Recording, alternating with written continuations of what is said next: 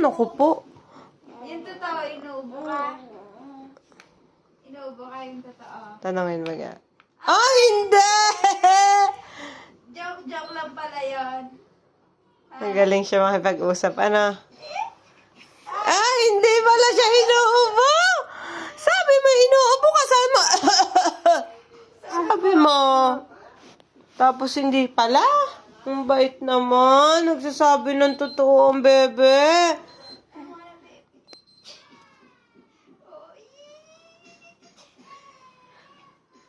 Inuubo ka? Inuubo ka? Ay, baka inuubo. Baka inuubo ka.